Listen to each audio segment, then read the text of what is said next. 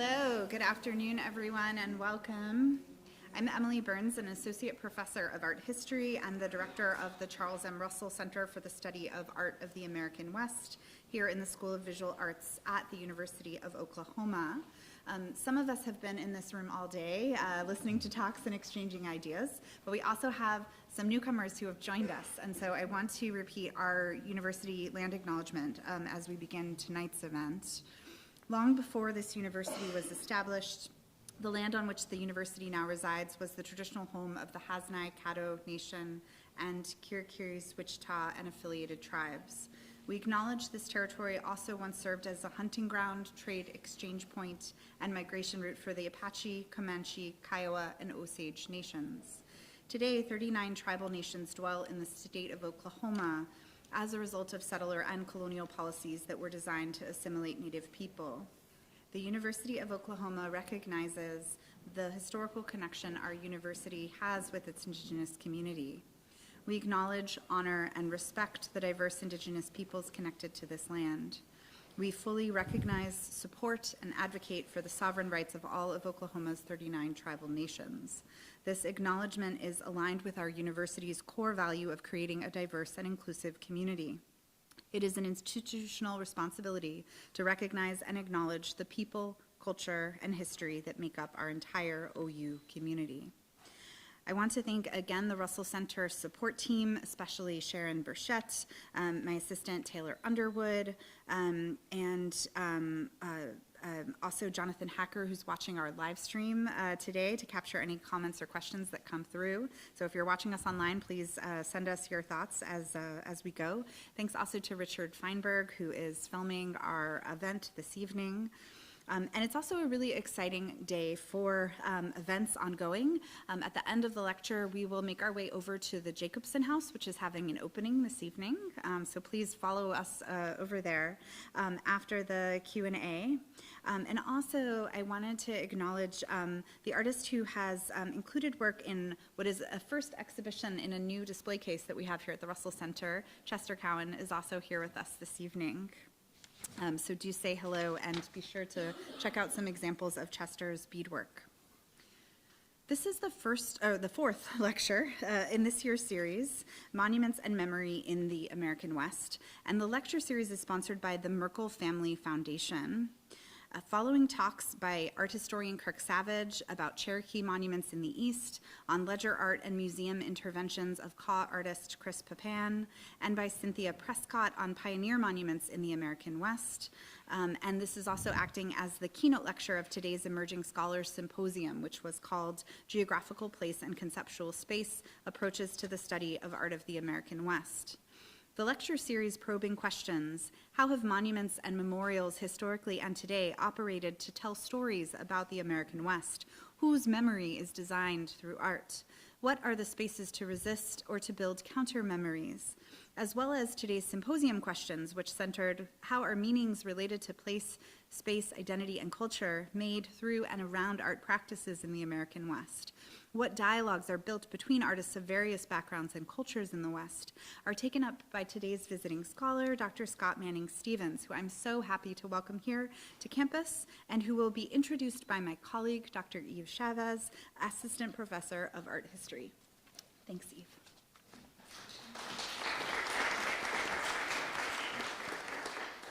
Thank you, Emily.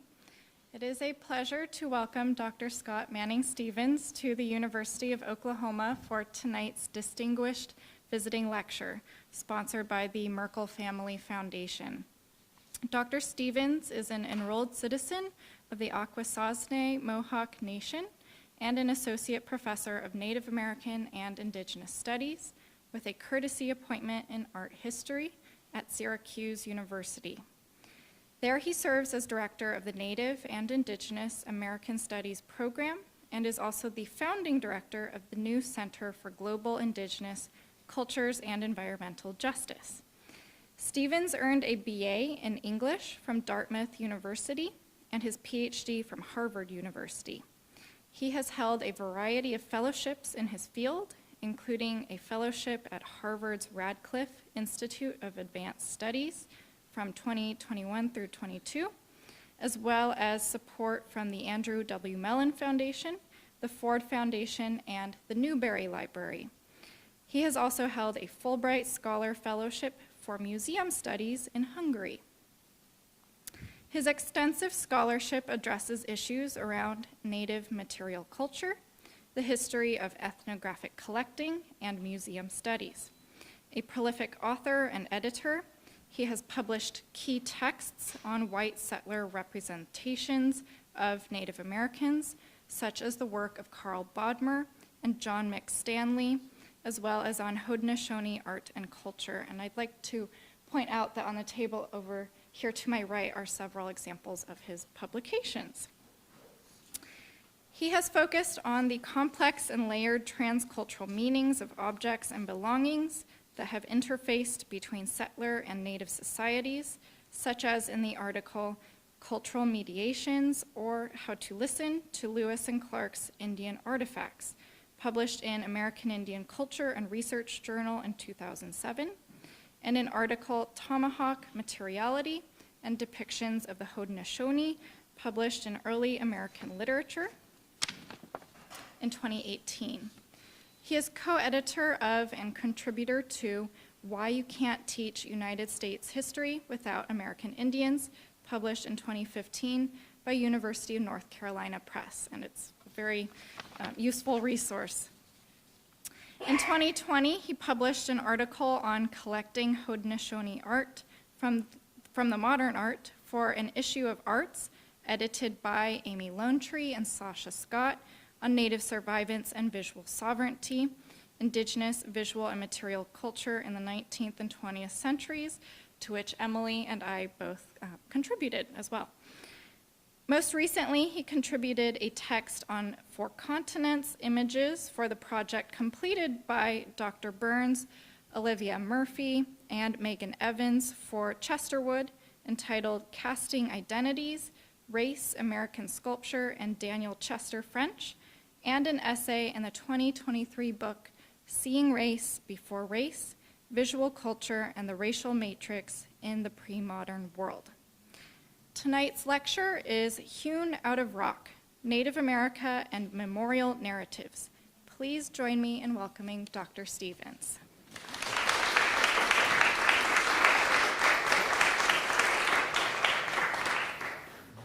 Sego Skanagoa, Golongyaukdache, Scott Manning Stevens, Yonkyats. That is a Mohawk greeting that means I hope it is still the great peace with you all. And my name is Golongyaukdache in Mohawk. My settler name is Scott Stevens, like the hockey player. That's why I always use the Manning, because if you were ever to Google Scott Stevens, you'd get me page 599 after all those that hockey player. So it's not for grandiosity, it's just to keep track of me. I'm delighted to be here. I have a long affection for Oklahoma because so many Native things happen here. I'm always, friends back east, I was like, why are you going there again? I said, because it's my favorite state, And it is a place where I've come together with so many great Native and non-Native scholars in different spaces, the university being one of them, but museums, cultural centers, all different things. So I'm honored to be invited and included, and I want to thank Emily and her staff and the Merkel Family Foundation for supporting this, but also the speakers today. It's really heartening to see the work going on in this field and how much it's changed over my life, because before you would hear references to Native America, but it wouldn't really be at the center, and it wouldn't be so careful of our perspectives. And I think that's a difference that I hugely welcome.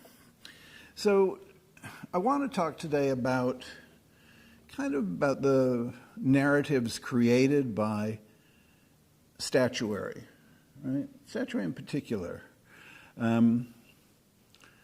We can all close our eyes and think of statues that mean tremendous amounts nationally or otherwise. The seated Lincoln and the Lincoln Memorial, or the Statue of Liberty, right? There's no getting away from their presence in a way. And one of the things that interests me about sculpture is, especially public sculpture, is you don't have to seek it out. It's there, whether you want it to be or not. And you encounter it, and you see it, and you read some message from it. You know, paintings you have to go look for, or you might encounter as an illustration or reproduction. But a statue out on a public green of a general would seem to be celebrating that person. And then you have to ask, is that worth celebrating? But this is not about tearing down statues. This is about the narratives built by statues depicting indigenous people by non-native artists, and the long tradition in this country. I chose this title, Hewn Out of Rock, because it comes from the great early American historian Parkman, Francis Parkman. And Parkman, in writing about Pontiac's rebellion in the 19th century, and remember, he's as much an artist of words as he is a historian of fact, maybe a little more of the former than the latter. And he writes, the Indian, that one monolithic Indian out there, the Indian is hewn out of rock, and you can rarely change the form without destroying the substance. So we are a static culture. We cannot adapt. We cannot change without being utterly not ourselves. And that's a trap, a bind that I have been kind of a hobby horse of mine for years in my career, is the word authenticity. I loathe it. I loathe the word authenticity. When someone says, is that an authentic Mohawk something? Is that an authentic indigenous X? I'm very wary of that word, because it's usually someone else's definition of what authenticity is, and rarely a native person's. But somehow we're not living up to their version of an authentic Indian. And as I've said before, no one wants to find themselves the inauthentic representative of themselves. But we're put in that position all the time. So, hewn out of rock, this notion, I will start with some paintings, because they do set a certain standard, and one is what I call the melancholy of vanishing, this kind of elegiac delicacy of looking at something that's disappearing and mourning it, and kind of enjoying mourning it. I'm looking back, this is a very old painting from Britain by Joseph Wright of Derby, The Indian Widow, right? And she is in truly one of the most atmospheric conditions she could be in. There is a raging storm over a raging sea, lightning, and a volcano. Just, when it rains, it pours. It is like Sturm und Drang, storm and stress of the romantic period, early romantic period. And here is this widow contemplating the passing of her husband, his war implements hung in the tree behind her, and so on. But it's from across the Atlantic. It's not by a settler artist. It's someone who's imagining and probably has never met or seen an indigenous person. And then if you jump to this side of the Atlantic, you have very different in tone, 1804, Vanderlyn's Death of Jane McCrae. This is in the Wadsworth Athenaeum in Hartford, Connecticut. And it was a smash hit at the Paris Salon of its early year. And of course, this is very early days of the Republic, so Native people are still very much a threat. We are a military threat. They're making treaties with us because they're afraid of us. And this is part of a kind of racialized violence and gendered depicted here for an audience eager to demonize the indigenous enemies they think lurk out in the woods somewhere. And that's an early stage. But we soon move on to the receding of Native people from public life, and a very popular notion which the white earth Ojibwe scholar Jean O'Brien calls firsting and lasting. She says Americans have a habit of who's first, but they also really like who's last. Last of the Mohicans, last full blood, last traditional chief, last speaker. It's the promise that we're being ushered off the stage, right? And so Cole was commissioned, Thomas Cole, British born, but comes to the United States as a young man, very young, teenager. In the Hudson Valley begins our Hudson Valley School tradition of landscape painting, much loved, much revered, and by some people much loathed, because I was somewhat naive in all of this years ago when I was looking at some landscapes and someone said, a native scholar said, God, I hate landscape. It's so violently anti-native. And I thought, really? But what it is doing quietly, but constantly, is erasing us from that beautiful landscape and invoking the notion of wilderness, that place without people. Well, there are people there. And it's a managed landscape, right? It's not an empty landscape. There's not a word in Mohawk for wilderness. Right? I worked with a Mohawk linguist. We were trying to come up with what would it be? Because you could say that there's a wild dog and a domesticated dog, but the word for wild means free. And that doesn't sound too bad. Right? And the stand-in pronoun's always she. So it could only be the place where she is free. Does not sound bad at all. But so there's just no wilderness for us. But he is very invested in making upstate New York a wilderness, even though relatively densely populated by indigenous people, the Haudenosaunee Confederacy, Lenni Lenape people, Mohican people, etc., who, of course, Cooper will famously brand the last of the Mohicans, though the Mohican tribe today is very surprised to hear of their early demise, right? What Cole does, he's commissioned to do 4 scenes from the novel, and you probably don't see this as a scene from the novel because what he has a habit of doing is making the people so tiny that it becomes a Where's Waldo moment, right? If you can find the native person in a Cole painting, you get a prize. Here it's part of a narrative. In most of his paintings where they do include a native person, that the good old art historical term for that is staffage. They are staffage, meaning they don't add to a narrative. They are there for scale, so you can see how big Catterskill Falls is. Because they're wearing a feather in their head and are indifferently Indian, they're there for location. So we know we're not on the Rhine, we're somewhere on the Hudson. So scale, location, and I would argue for Cole, time period, because he's usually saying that's in Indian days. Cole famously paints out modern things in his landscapes. So when he does Catterskill Falls, there's already a kind of touristy viewing platform there to go look at it and pay. And he paints that out, and he puts a tiny indigenous figure in there. So that's staffage. That's just a kind of reduction to a placeholder and so on. But it does emphasize, it's really the landscape is allowed to swallow up its human inhabitants in this case. And in this case, of course, they're indigenous. Then, not to put too fine a point on it, you have people like Tompkins Matson just coming right out and calling something the last of the race.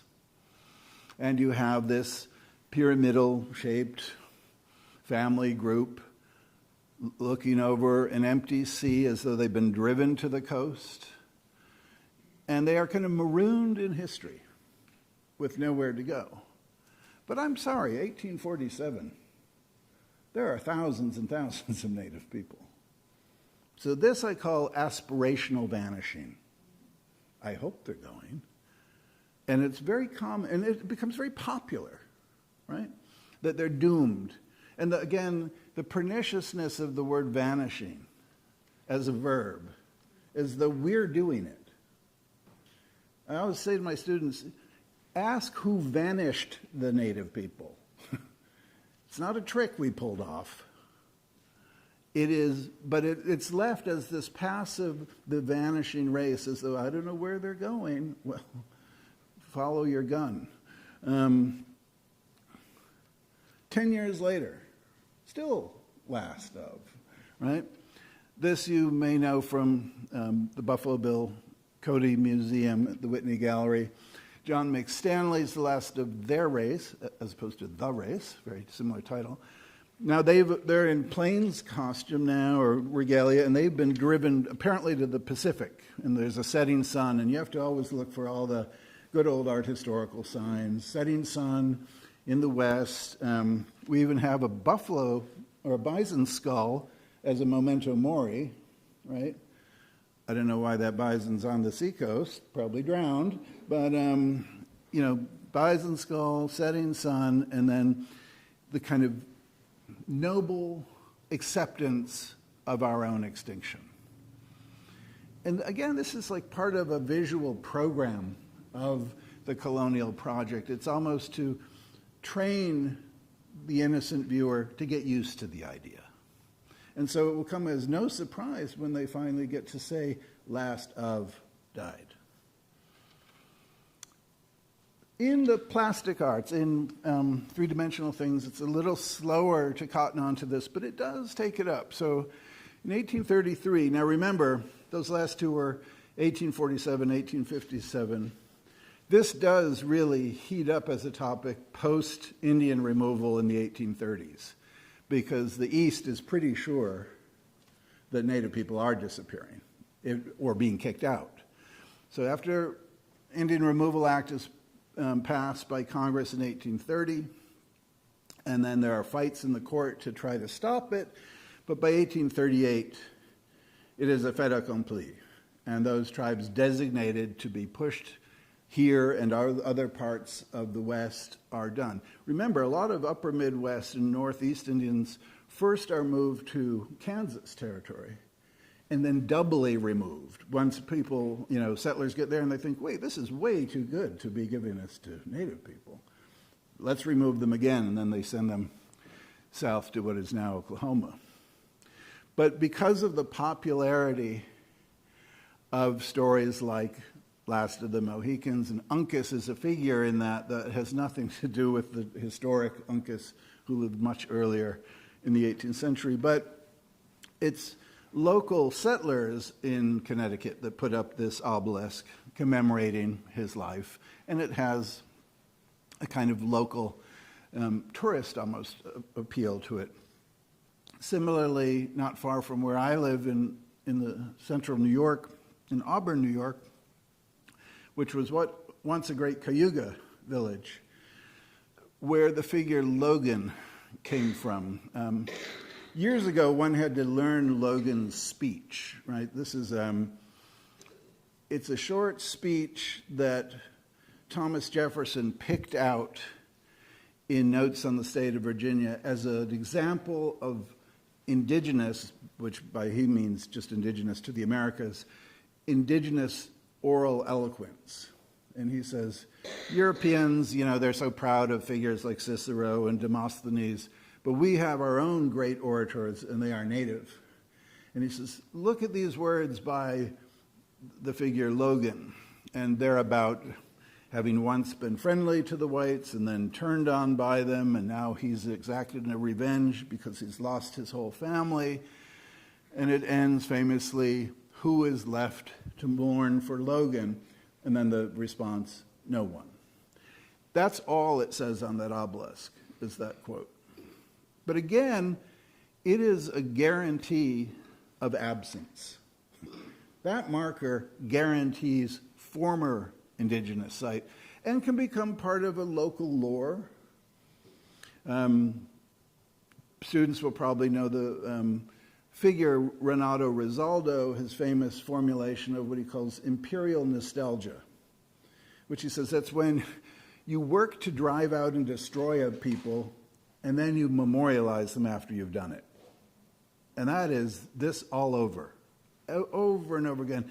Let's get rid of them, and now let's build a statue to them. Kind of miss them. Or let's name a county after them. But totally, it's so transparently exactly what Risaldo is talking about in this notion of imperial nostalgia. And this is, of course, centered in a large cemetery, mostly will become a cemetery for Union dead after the Civil War. A beautiful site, too, actually. This is the picture that was on the poster. This is Peter Stephenson's The Wounded Indian.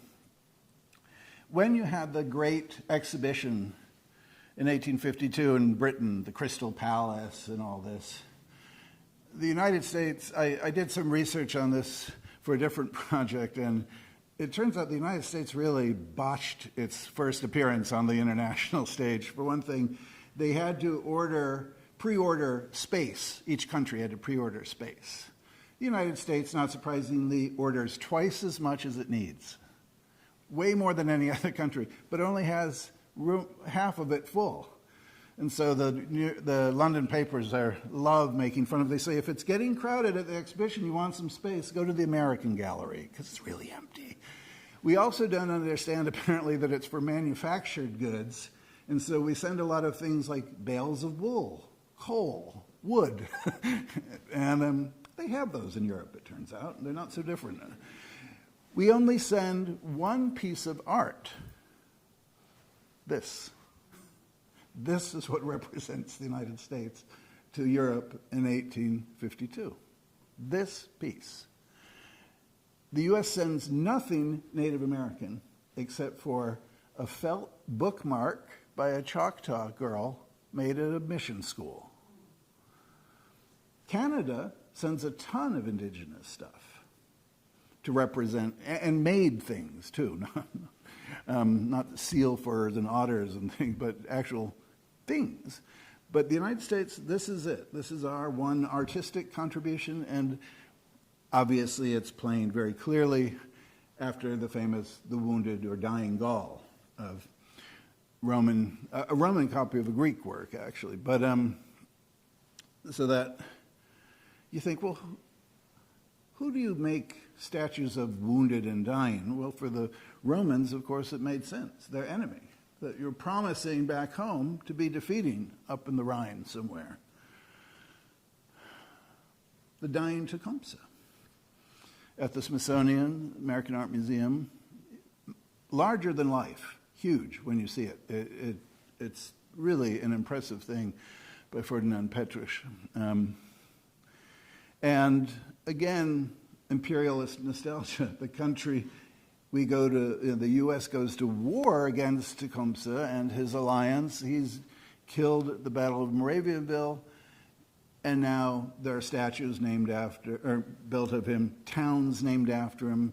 William Tecumseh Sherman, named after, suddenly imperialist nostalgia, like he was a really noble one, right? But no real regret that he died, and certainly not that his cause was defeated. This is a view of this is a stereoscope card, before the 1865 fire in the Smithsonian Castle. You know, the castle building on the mall.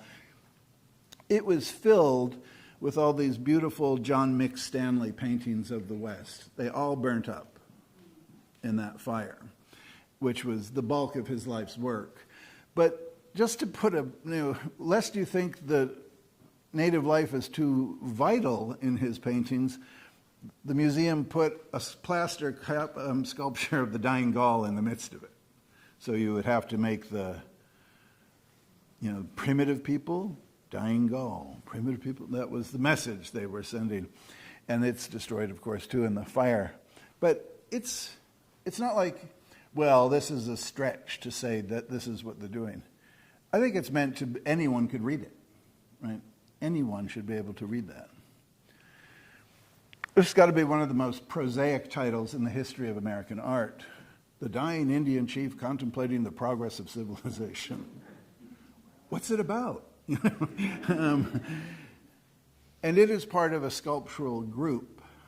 Some of you may know where it sits today. So this is the original, but then the whole group was then sculpted as a piece of an architectural project.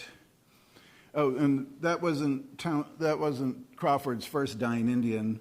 After he reads Prescott's Conquest of the Aztecs, he does The Dying Aztec Girl.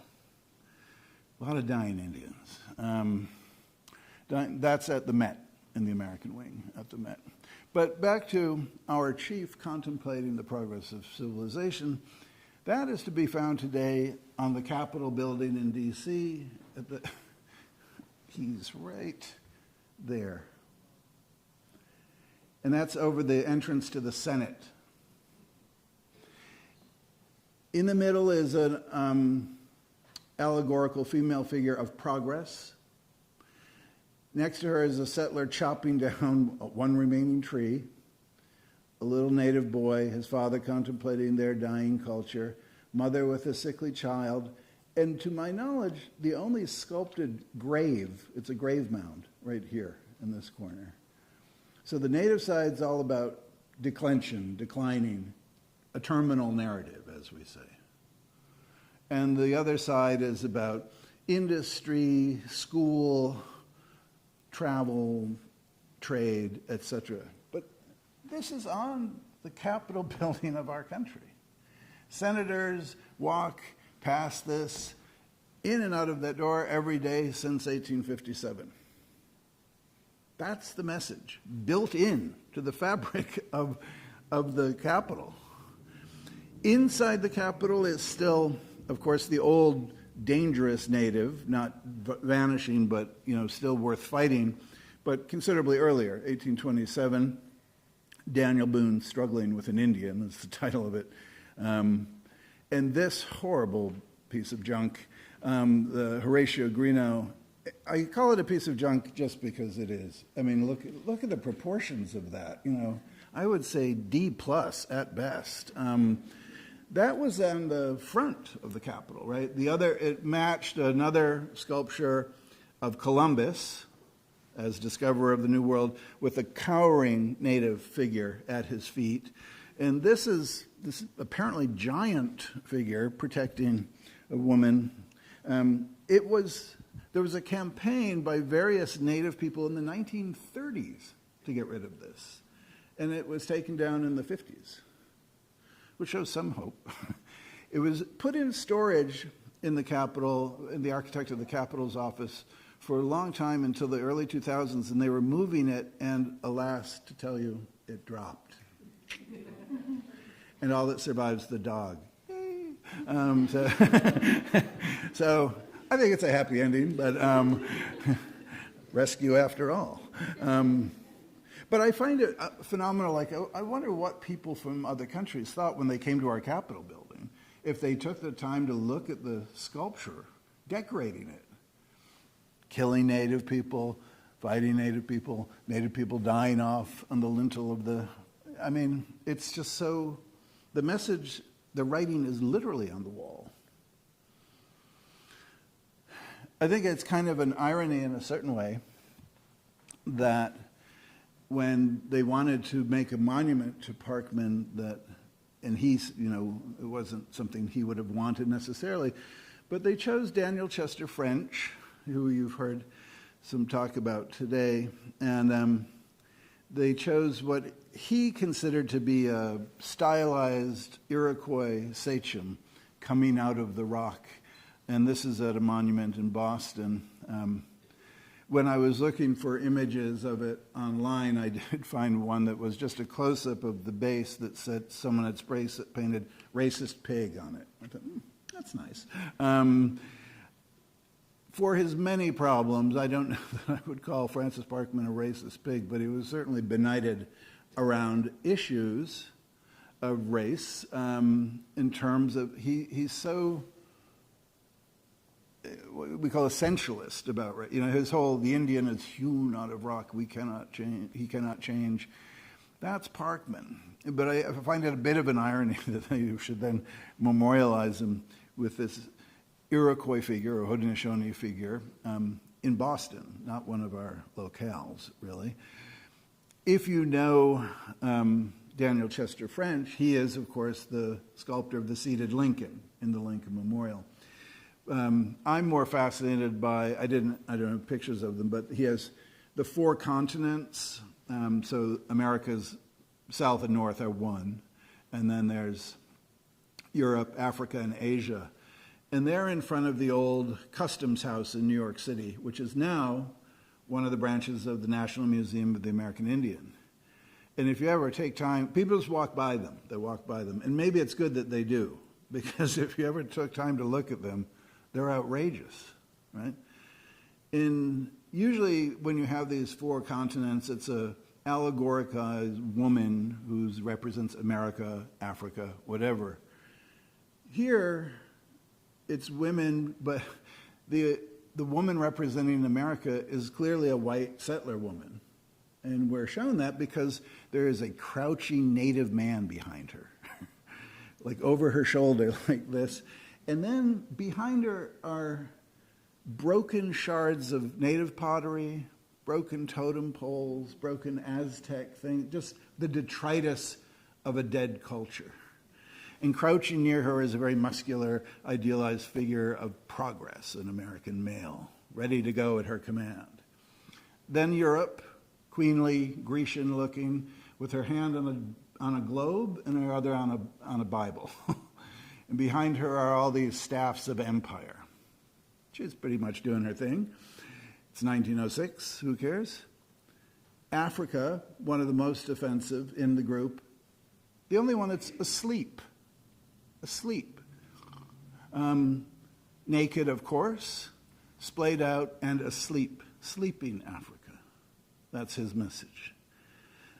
But it doesn't win for most offensive, because he's saving that treat for Asia.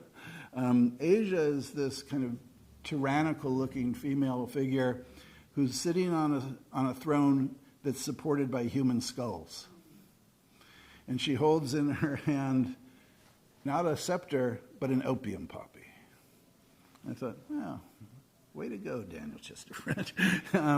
So you can, and again, a public thing. I think of all the kids that go by there every day into that museum, and I think, don't look, kids, come on, keep going. Nothing to see there, just keep moving, because they are really awful and strange, right? So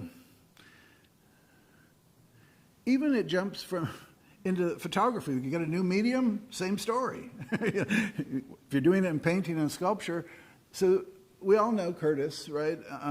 These beautiful sepia-toned, highly curated images of Native people. What's interesting about this, that's his title, The Vanishing Race, and it's Navajo people riding into the canyon. It is the first image in his multi-volume collection. So the very thing you see, it's kind of the title page image, is The Vanishing Race, as though the whole project has an already always doomed quality to it, because these are really not a celebration of people so much as a memorial to people, in this sense of condemning us to the world of memory. And it goes back to my concern about authenticity.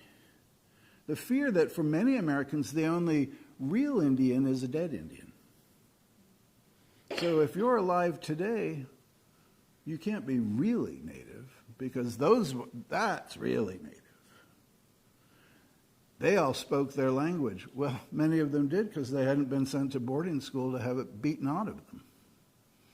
And they all, lived their traditional way of life because they could have for a brief time. So it's like all the things that were programmatically taken away from Native Americans, then we're found faulty for not having achieved. Why aren't you speaking your language? I don't know. Maybe ask the nun who beat my grandmother for speaking. So, or ask the people that killed off all the bison why, people on the plains can't hunt their traditional food source. And then say, no, they're not very authentic. I don't like that.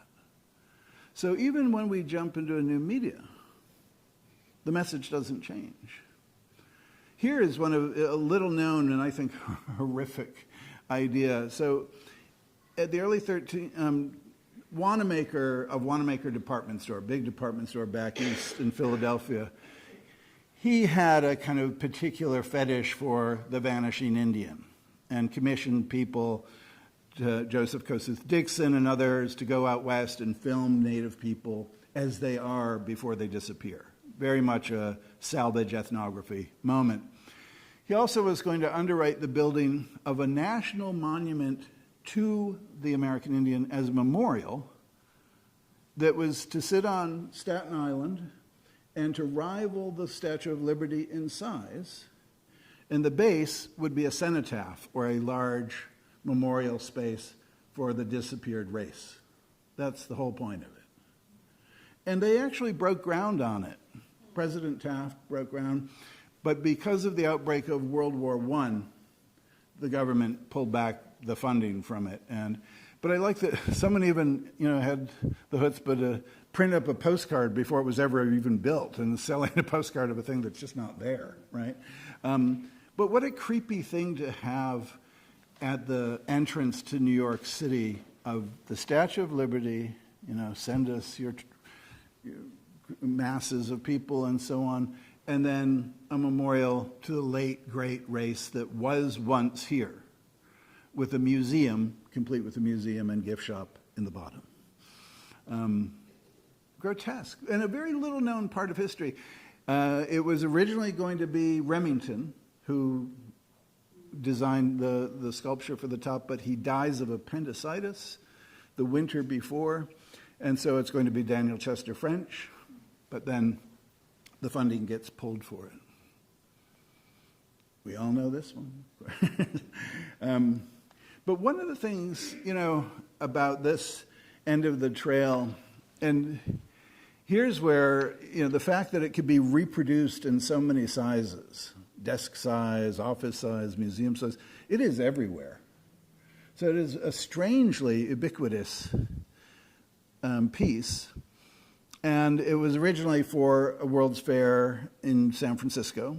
And it was a plaster piece like this. This is the original that was salvaged. And then it is later made into various sizes of the same. But his original notion for it, also little known, was that it was to be on a bluff overlooking the Pacific, and again, much larger than life size, so that you would see it from far away, and that is the figurative and literal end of the trail for Native people, as though just pushed one.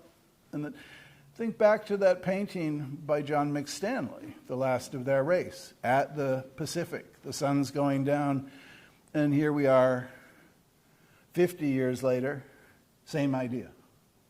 Same narrative, and as I said, you begin to get a little nervous when people keep talking about your disappearance. And this is from a watercolor he did that is at my university in Syracuse. His archive is at Syracuse, New York, and when I first saw this, when I was going through his papers, I was just kind of astounded by it. And this is really his plan. And happily, no one ever took him up on it. But what a horrible thing, right? I do like, if you ever have seen, there's a smaller version of it at the Met in New York, and they had the contemporary Native artist, Jeffrey Gibson, write a label about what it means to Native people, what it means to him, what it means to other Native people. And his was a very generous take. He said that it's been interesting to see, he gets the problem with it, the doom of it all, and the pessimism, racial pessimism of it.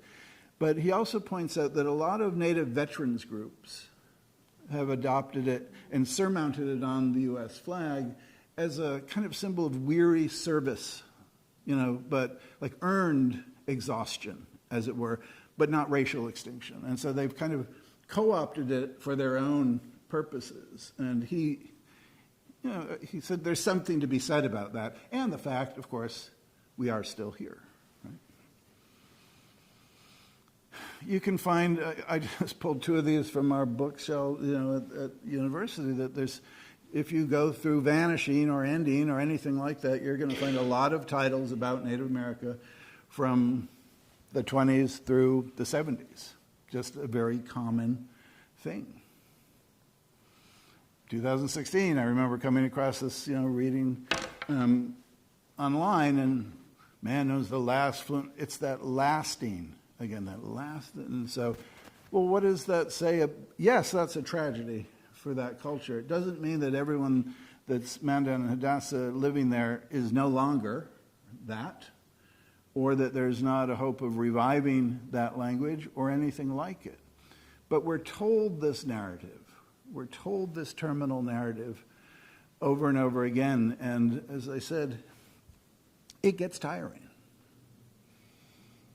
So, is there hope? Yes.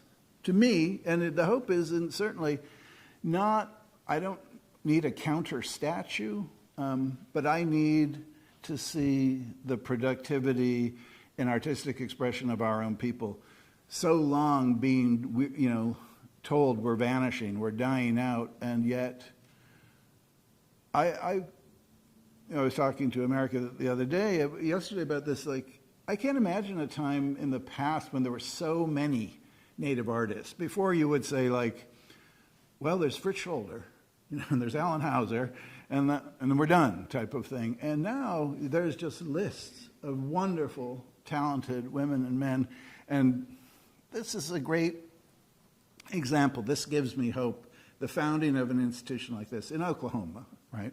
To say that it's going to be framed around our vision of ourselves today.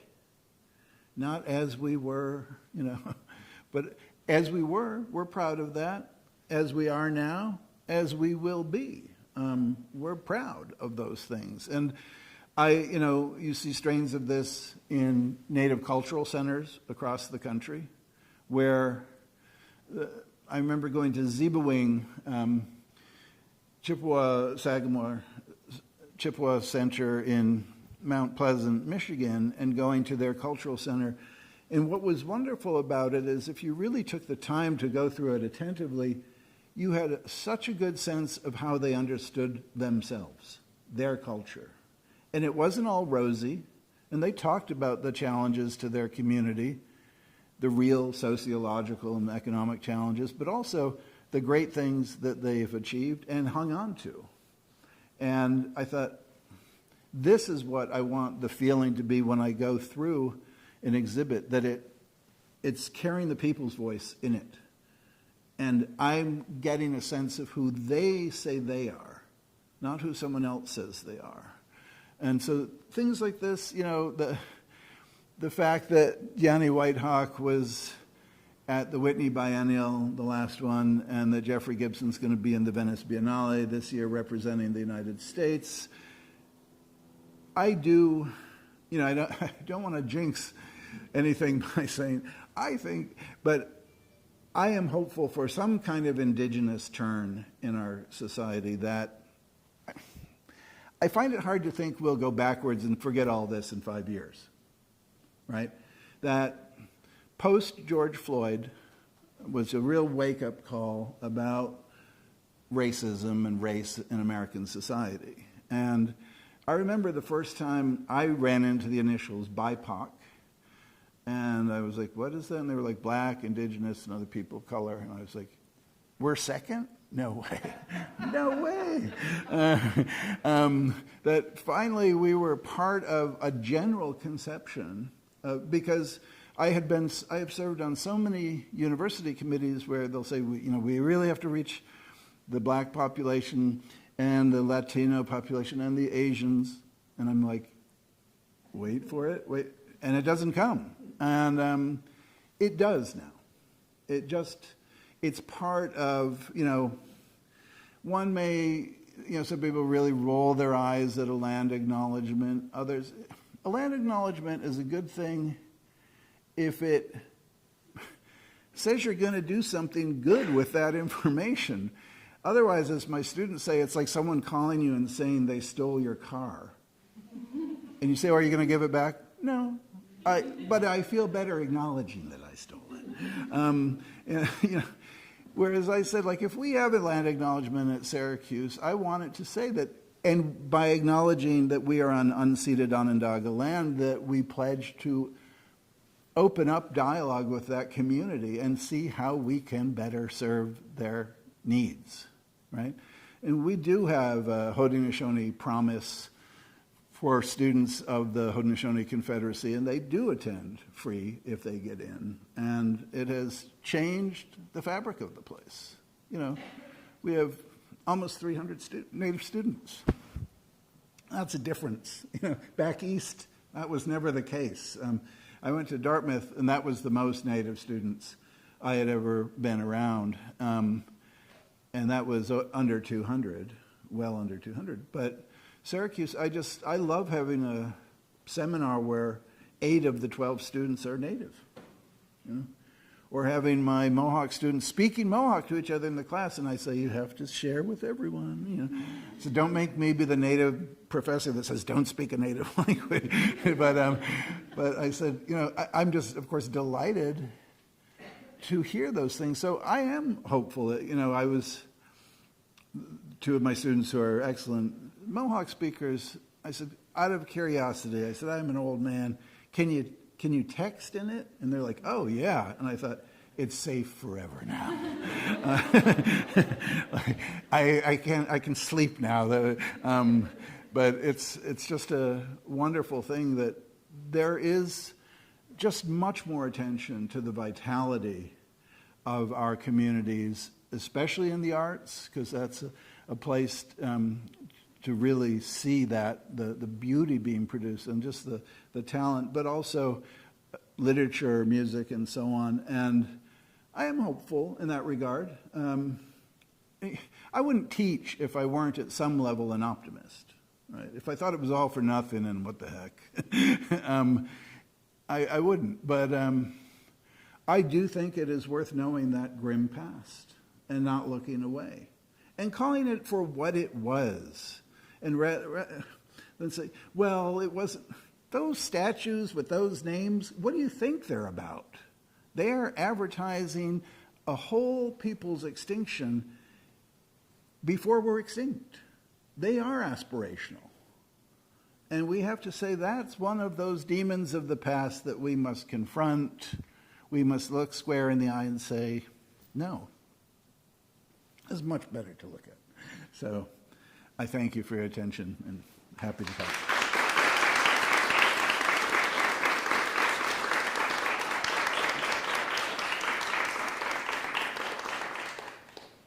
And I'm happy to take any questions or anything. Please.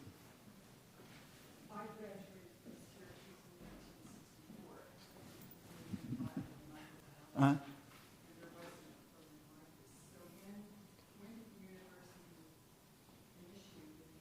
So the Haudenosaunee Promise started, we're going on our, I think it's 15th year next year?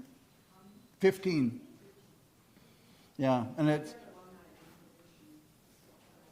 yeah, no, and it's a wonderful program. You can find there's some pretty good stuff about it online if you go to and search, and interviews with students and things like that. And there's a beautiful new Native Student Center, where our Center for Global Indigenous Cultures and Environmental Justice is on the 3rd floor. But the first 2 floors are, you know, student programming, and it's a really beautiful place for them to gather and plan their activities and so on.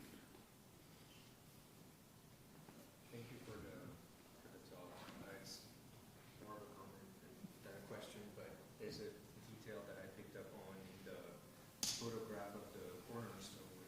The name of the cornerstone is that monument on Staten Island that I didn't know even existed. I thought it was mind-blowing. But I think that in the crowd, there were people wearing headdresses. Oh yeah, there are Native people there, right? They bring dignitaries there. So I'm wondering, I mean, did they hire performers? No, they're members from tribes, but it's weird. It seems counterintuitive but they're not saying they're not extinct quite yet, but they're going there. Remember, Demographically, they were calling for the demographers said in the 19th century, the Native American will be extinct by the 1920s. And if not biologically extinct, culturally extinct. And that's a big part of the so-called salvage ethnography drive, is that people knew there might still be descendants of Native Americans, but back to the word authenticity, they won't be real Native Americans. And so you wanted a moccasin made before the boarding school period. You didn't want one that was now made to be sold as a souvenir. And you wanted certain type of, Pueblo pottery or Navajo weaving, etc. And yeah, so it all went around this notion of authenticity, but there's a real undying faith that we are dying out. And so they have no problem inviting. There's such a weird, various people have written about this, like after Custer's defeat in 1876, there's a 25th anniversary commemorating it, and there's a 50th. And both times, the white community invites people from the Native community that fought him to the celebration. And you think, what is that about? I don't get it.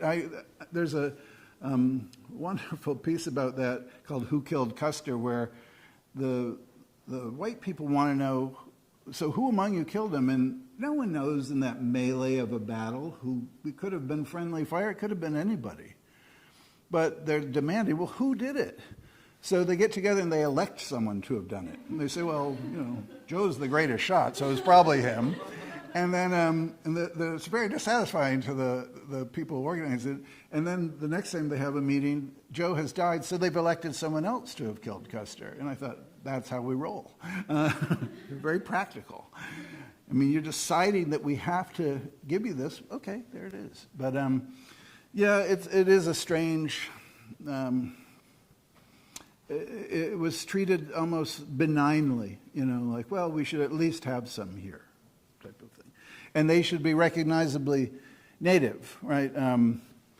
The Remington, one of the reasons I got interested in Western art is my mother's reservation, Akwesasne, is up on the St. Lawrence River. And the Remington Museum is right down the road. And I knew as a kid, he's a cowboy artist. That's what I knew. And so what the heck's he doing here? Oh, he lived out here all his life. His studio was in the Bronx, not so Western. And but I knew that his studio was bought and taken to Cody. And so I went out there. I got a fellowship to go out there. And the late, great, dear Peter Hasrick wanted to meet me because he wanted to know, what's this Mohawk writing about Remington? What's that going to be like? And we had a great talk, and he really listened to me, and we would have lunch while I was there. And it just started me on a path of thinking about the art of the West and the weird ways it wanted to both throw an arm around us and then crush us to death. So I find this all fascinating, this kind of weird bonhomie between them, and then at the same time, what the event is for, something really ghastly, Yes? When you brought up the dying Gaul culture, I immediately thought of the fact that to the Romans, the Gauls were barbarians and savages. Right. Do you know if Stevenson was aware of the confusion and that theirs were lied directly? Oh, yeah. No, he knows. I mean, if he doesn't know the actual sculpture, which is in Rome still, he would have known copies of it. He would have known illustrations of it, just because, like those other Roman statuary or Hellenistic statuary discovered in the 19th century, like the Lacoin group or something, they were highly published. And so he's basically also making a pitch of America as the new Rome, right? We're the new Roman Empire. And that's our Gaul type of thing. But yeah, thank you. Please. Thank you so much, Scott, for this rich material. I love talking about contemporary Native artists as a kind of counter to these histories. And I realize that the artwork that's produced in the period of many of the monuments by Native communities is not on monumental scale. Right. But I would love to hear you talk more about kind of beadwork or Haudenosaunee art practices. And do you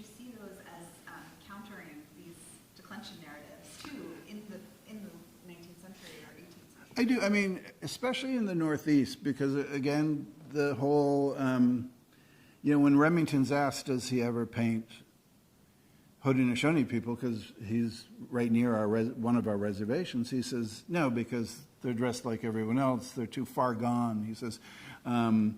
He says, my favorite type of red, he says in a letter, is, the Sioux. And he said, and maybe the Mohawks of old had a certain elan, but not today. So we're already past our sell-by date for him. And at the same time, and a lot of Easterners think that way. And I think our continual production of very Haudenosaunee identified objects, beadwork amongst them, which is something that had a great market among non-native people, right? Victorians love decoration, and there's highly decorated things there that Victorians would buy in droves. I saw a great collection of Mohawk beadwork collected by a British lady. This was way back in the 80s. But there were just hundreds and hundreds of pieces, and she said every piece she bought was Victorian and found in England, because they had. And when I was and I think those are signs, that because sometimes they're made to accommodate a product, like there's these funny, they almost look like a little slipper, but to hang on the wall, and they're to put a man's pocket watch in. And so that's clearly not a traditional item, our traditional pocket watches. But the beadwork on it usually has like medicine plants on it or symbolic things that mean stuff to us. And as people in the community will say, a lot of cultural transfer is done in the learning of those arts by young people from elders. And so when you're sitting around beading or making baskets, you're speaking Mohawk, you're hearing stories, you're learning this craft. But I mean, it is a kind of generational, multi-generational moment that you're reinforcing all those things that make you yourselves, And the products can change and so on. When women used to wear giant hats with giant hat pins, Mohawk ladies started making giant pin cushions that would be so fancy that you would have them out as a display object with your fancy hat pins in them, right? They knew how to market these things, but those objects are often deeply traditional in terms of the symbology and so behind them. And I think that's true of a lot of Native people in the East. That you're right, it's not on a monumental scale, and it's not going to ever be accepted in an art gallery or an art museum. It was seen as craft or folk craft, but tremendously important to create a through line for our cultures in that material culture motif. So, yeah, thank you. Sir? Yes, you speak eloquently of the demise of the American Indian and the food source like the buffalo. Tell me about the role of the beaver with the American Native Americans, and you don't mention anything about art with it. Is it just so oblivious to everybody that 300 million beaver? No, it doesn't have the presence, certainly, in art of the bison, right? Because just the enormity of that animal and so on, and it's a much earlier period, right? But you're right. The beaver wars, because of competition over this particular animal they're making hats out of, right? And felt hats.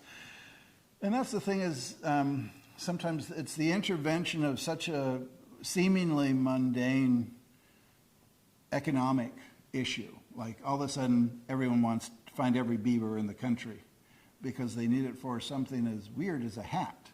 And once that goes out of fashion, no one particularly cares about that. But in the interim, you've had new senses of competition for rare goods and now intertribal fighting because of access to those trades. And certainly for Haudenosaunee people, a lot of the violence between our communities and other Native communities in the 17th century was precisely because of the beaver and trade and wanting to get the goods we could get with that. So if that meant 50 muskets We wanted those 50 muskets, and we didn't want our competitors to have them. So yeah, that's you see it in, where you do see it more publicly represented is Canada, in like statuary and things like that, because it's very much a part of the foundation of Canada. And the points on a Hudson Bay blanket were meant to show how many beaver pelts it's worth. And it's on the crest of the University of Toronto and things like that. It's much more familiar there, I think, than it is to us. So both the Indian and the settlers saw it the same way. I think of it as you're killing the native engineers. Yeah, well, no, I mean, the native people had always, admired and been like, we don't tend to overhunt. That's not a very indigenous thing to do. But the market, capitalism changed that world for us. And suddenly it was worth it to overhunt, even if that was short-sighted and contrary to our beliefs. Please. Along the lines of capitalism, I've been thinking during your talk about the mass commercialization and the end of the trail. It's on a choice album cover. You can't get away from it. Why this? It's on velvet. What do you think? Well, I think partly the imperial nostalgia aspect of it, the sense that there's something affective about it. It's sad, and it's kind of the noble native at the end of the trail. It's all the wrong reasons. It's sentimental. It's elegiac. There's somewhat of a hint in Fraser's own writing that he was sick to death of being asked to do more of it, basically, because it was the one thing that he does it when he's really young, right? He's in his late teens or 20s. He's super young. And he has a whole long career after, and people are like, are you going to do more of End of the Trail? And he's like, no, I'm not going to do more of that. So it's something that it took off and had a life of its own, and it's a sorry statement, because it's such a downer of a thing. And I love Gibson's sense of it being co-opted and turned into something that native vets could identify with. Please. We've got a question from the live stream. Shannon Dooley from Boston says hello and thank you. She has a question. She has read that the first native author to appear in an art periodical was Lloyd E. Oxidine in Art in America in 1972, or Gerald Wiesner in the Walker Art Center exhibition catalog also in 1972. And she wonders if you know of any other native artists or authors who were publishing in Anglo-visual art discourses prior to that period, the early 70s. It's probably a better question for my colleague Sasha Scott at Syracuse, because I can't imagine that some of those 1920s and 30s Pueblo artists weren't at least being interviewed, if not publishing, in those type of things.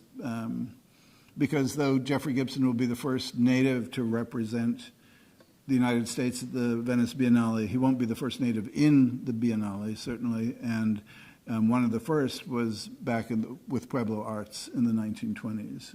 So, but he's the first single artist. But I'm afraid I don't know the answer to that question. But I would look toward the Pueblo cultures because there was such a interest in that work in the 20s and 30s. Any other questions? Oh, sorry.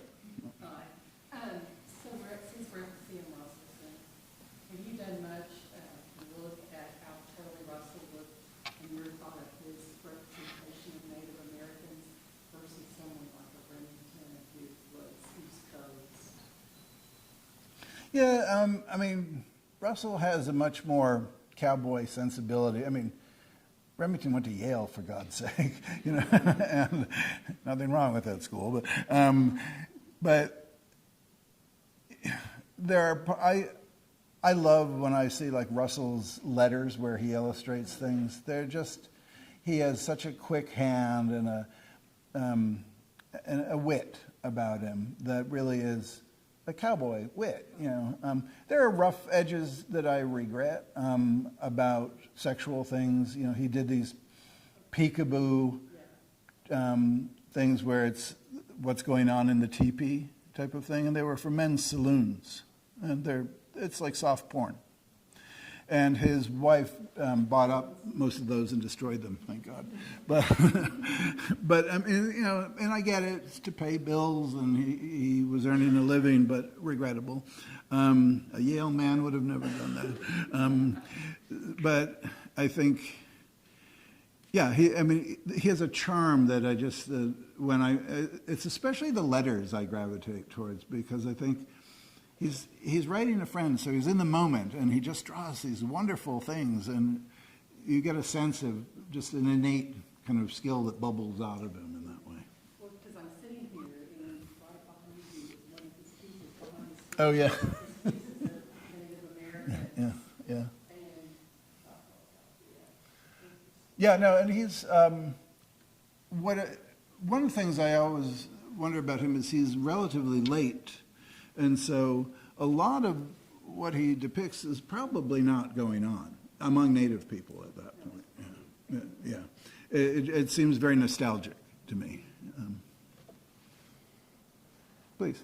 I know you said you didn't, you weren't going to talk about the removal of sculptures, but has there been any discussion about removing anything on the President BC or the?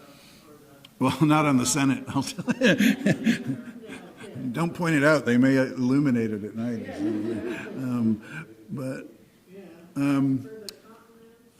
Yeah, and part of me would hate to see them go in a certain way, because I think they're worth discussing and talking about. And so I'm not a very censorious person in that way. Like, I just think we need to say this is wrong, you know, and why are they doing this, and how did this make sense even to have this on a building that was for customs tax? What does this have to do, you know? And so I'm for having things in a space where you can discuss them. When I was doing my Fulbright in Hungary, and it was on museums, but partly because they have more than their fair share of ethnographic museums. And so I would go to museums, but one of the most fascinating collections there is they have all these old Soviet-era statues that, you know, the Russians gifted them. And after 1990 and the fall of the Soviet Union, all that stuff went away, but it was also part of public life, so they didn't destroy it. They put it in a park of its own on the outskirts of town, where if you want to see communist statues, there's a place to go see them.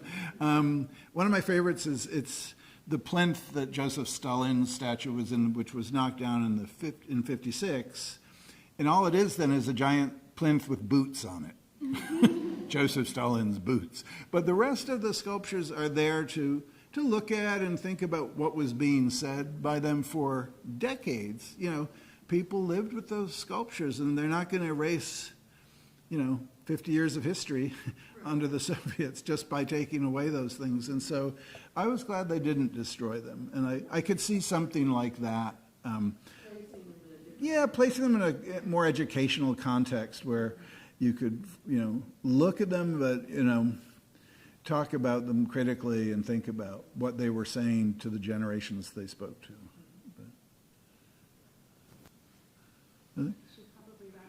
Okay. Thank you. Thank